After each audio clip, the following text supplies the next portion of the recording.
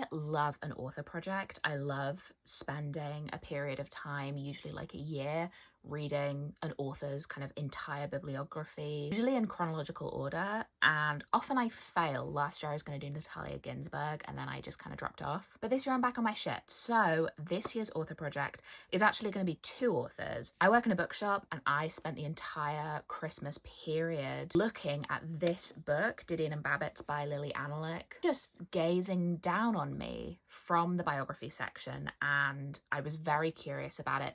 Obviously, these are 2 writers that I've heard so much about and like so much reverence for their work. But aside from reading the White Album when I was 15 and poised to just be super annoying about it, I've never read anything from either of these 2 women. And so that is going to be this year's project. This is the year of Eve and Joan. I'm going to read all of their work in chronological order and then finish up by reading this biography. I've begun amassing the books. I do not have all of them yet. And I don't know if a year is going to be enough time to do this amongst like my other reading, because especially Joan Didion, like her backlist is enormous. And it's a lot of non-fiction, which is not typically something I read, but something I want to read more of. So this seemed like quite a nice intersection of those 2 like desires. And I've already started. Since January, I've read Run River, which is Joan Didion's debut novel. This is the first thing she ever published.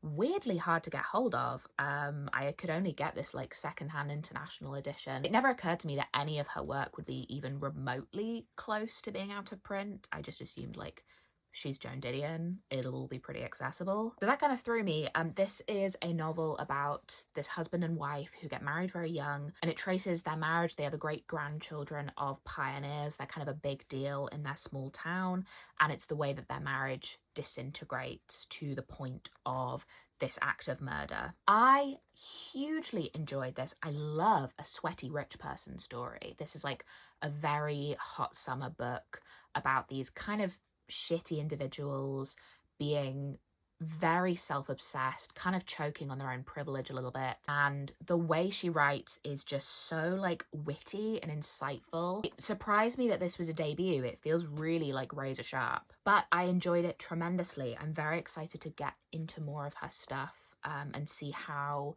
that voice goes from fiction to non-fiction. I'm still like formulating my full thoughts on this, but I would highly recommend, especially if you are like a real lit fic lover and yeah, love that kind of like slightly narcissistic but also weirdly lovable main character. You will find that in spades here.